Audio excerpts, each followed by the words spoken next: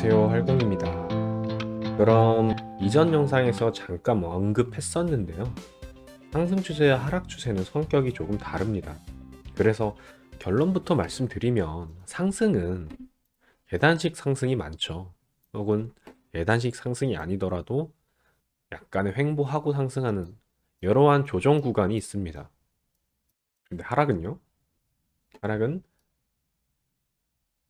바로 강력하게 하락을 한 방향으로 아니면 잠깐 멈췄다가 이런 계단식 하락 있을 수 있죠. 근데 보통 이런 계단식 하락은요, 이런 식으로 가게 됩니다. 이 하락의 폭이 점점 줄어드는 개념으로 가요. 만약에 계단식 하락을 하고 있다면요.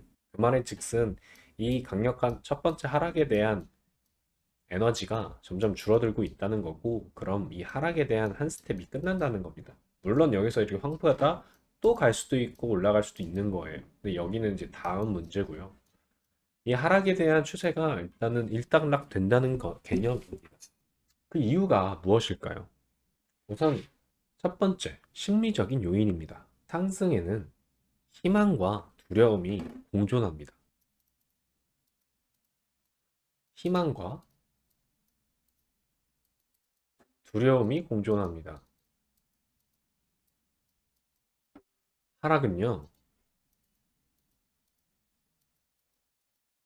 두려움만 존재합니다. 약간의 희망도 추가해 볼까요, 그러면? 이렇게 상승하고 있는데, 저희가 상승하고 있어요. 희망적이죠. 당연히 뭐 좋은 재료가 있어요. 그러면 저희가 희망적으로 생각을 하죠. 그래서 상승을 하죠. 모두가 매수를 하니. 하지만 매수를 하면서도 우리는 알고 있어요. 조정이 올 거라는 걸. 하락까지는 아니더라도 횡보나 조정이 올 거라는 거 알아요. 그래서 두려움이 공존합니다. 언제까지 상승만 하지 않는다는 걸 모두가 알고는 있어요. 이게 뭐 1,000원이었으면 1,000원이 뭐 10,000원 될 수도 있어요. 그렇게 생각하고 있다고 한들 중간에 흔들림이 있다는 건 알아요. 그게 어딘지 모를 뿐이지. 그래서 항상 두려움은 존재합니다. 그 이유 때문에 이런 조정이 생기죠. 파는 사람들이 생기니까요. 뭐 한 20에서 30%로 잡아볼까요? 자, 그럼요. 하락은요. 하락하고 있어요. 희망을 가지고 있습니까? 다 두려움을 가지고 있죠. 두려움 때문에 다 매도를 해요. 다 숏을 치고요. 희망을 가지는 분들이 몇이나 될까요? 뭐 5%? 뭐 많이 잡아야 10% 미만일 것 같습니다. 누가 하락하고 있는데 이거는 거짓말이 하면서 누가 여기에 자기 자본을 투입하면서 롱을 잡을까요? 아니면 매수를 할까요? 거의 그러진 않죠. 그래서 하락의 힘이 강합니다. 여기서 살짝 이야기를 우회해서 우리 이거를 볼까요? 익절과 손절에 대해서 얘기해 볼까요? 익절을 짧게 하시는 분들이 있죠. 그게 이것 때문에 그러거든요. 잘 했어요. 희망 때문에 사서 수익을 내고 있는데 이 두려움 때문에 짧아요. 익절이. 자, 그럼 손절은요? 손절은 두려움 때문에 손절을 많이들 잘 해요. 근데 안 하시는 분들 있죠. 손절 못 하시는 분들. 그거는 이 희망 때문인가 아니에요. 만약에 정말 내가 이 하락에 대한 그래도 희망을 갖고 있다면은 그리고 긍정적으로 얘를 바라보고 있다면은 사실상 자본을 투입해서 물타기를 하겠죠.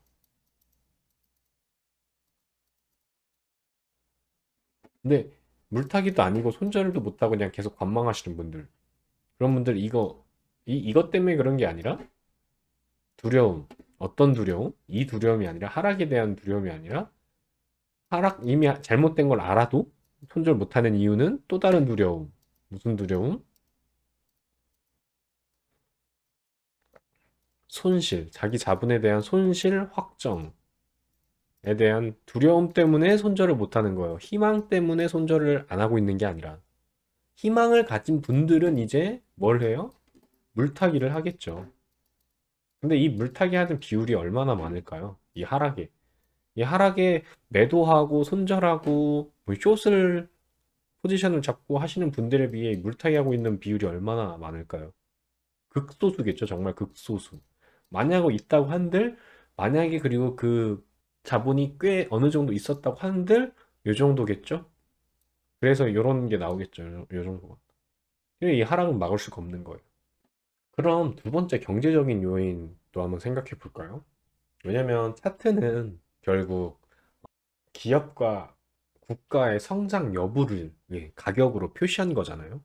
그럼 파생과 현물에 대한 개념을 일단 알고 있어야 되는데 그걸 알고 있다는 전제로 말씀드릴게요. 간단하게 파생은 현물에 빗대어서 만들어진 상품인 거죠. 그러니까 곧 현물이 중심이 될 수밖에 없어요. 그럼 현물, 즉 기업이나 증시는 어떤 성격을 가지고 있죠? 이런 말 들어보셨죠? 차트는 결국 우상향한다. 기업과 국가는 성장한다는 전제로 만들어진 게 자본주의 시스템입니다. 그래서 결국 우상향한다는 말도 나오는 거고요. 단적인 예로 기축통화국인 미국을 예를 들어볼까요? 금리와 양적 완화 등을 통해서 통화량을 조절하거나 달러 가치를 조정하죠. 여기서 조절이라는 개념에는 없애는, 즉 소각하는 개념은 없어요. 통화량을 소각하는 개념이 없기 때문에 쉽게 말해서 지금 달러 가치 대비 필요에 의해서 통화량을 더 찍냐 덜 찍냐지 없애는 개념은 없다라는 거예요. 그러니까 결국 자본주의는 성장한다는 개념을 두고 만들어진 시스템이라는 거죠. 그래서 미국의 부채는 줄어들지가 않는 거예요. 늘기만 하고.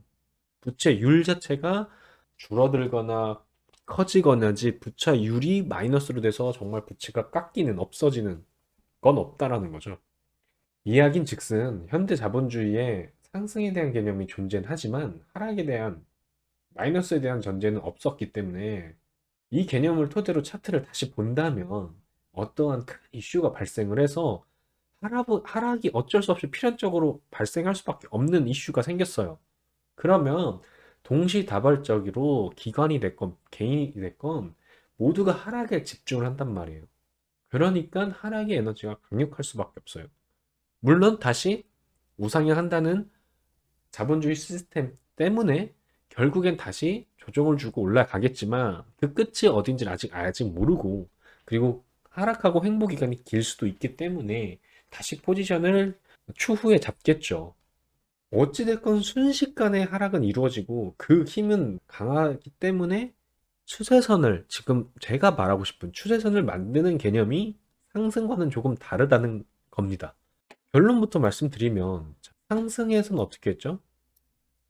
이 상승의 시작과 요 상승의 시작을 잇는 추세선을 그었죠. 물론 얘가 일로 내려온다고 한들 상승은 뭐예요? 계단식 상승. 결국 우상이 한다라는 개념이 갖고 있기 때문에 그리고 심리적인 요인도 상승에 대한 조정 이후에 다시 상승한다는 것을 모두가 심리적으로 그게 차트에 반영이 되기 때문에 이 추세선을 믿고 가는 거예요. 자, 근데 하락은 뭐예요? 이 개념을 그대로 하락에 대입해 볼까요? 하락의 시작과 하락의 시작을 이어요. 어떻게 보이세요? 이게 핵심 포인트입니다. 이게 만약에 여기까지 왔어요. 다시 이 추세선을 믿고 다시 하락을 할까요? 제가 말했죠. 이런 계단식 하락은 잘 없고요. 만약에 있다고 한들 이 하락이 결국 끝이 이거라는 거예요. 결국 이거라는 겁니다. 그리고 보통 이런 경우보단 이렇게 이걸 만들었으면 더 하락하는 경우가 많아요. 내가 살 포인트 나오지도 않고요. 혹은 더 하락 아니면 만약에 여기 왔잖아요. 왔다고 한들 이게 뚫고 올라가는 경우가 더 많습니다.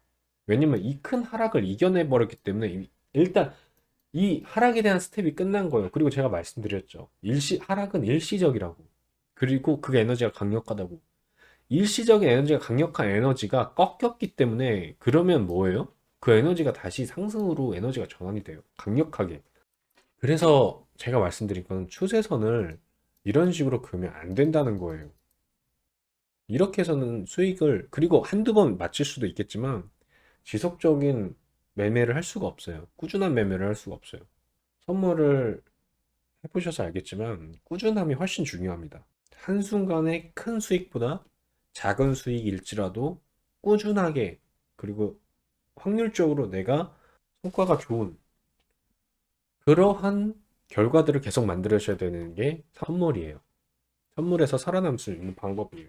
그럼 이런 식으로는 이 하락을 대하는 마인드가 조금 달라지셔야 돼요. 그럼 실제로 봐볼게요. 이 하락을 봐볼까요? 자, 그럼 지금 여기 보시면 깨졌네요. 그죠? 깨졌어요. 그럼 하락 하나 시작했고요. 자, 그럼 또 깨졌죠. 이 하락이 또 깨졌어요. 그럼 지금 어떻게 해요? 기존의 방식으로면 이렇게 그어야 돼요. 그죠? 자, 그러면 여기서 제가 샀네요. 여기서 산 거예요. 그죠? 여기서 깨졌으니까 여기서 샀어요. 이제 이거 이미 사자마자 이거 계속 들고 가실 건가요? 물론 들고 가서 좋은 결과 있을 수 있죠. 여기서 매도해요. 매도해요. 그럼 이렇게 수익이 나죠.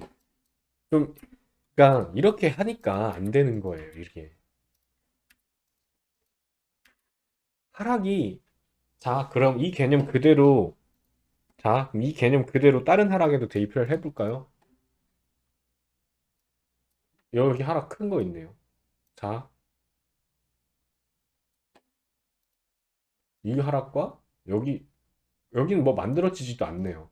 이 하락, 이 하락 다음에 조정 온 다음에 다시 또 깬 하락에 이건 만들어지지도 않죠. 일단은 만들어지지도 않아요. 이건 또 다른 하락 볼까요? 여기도 하락 있네요. 여기 깼죠?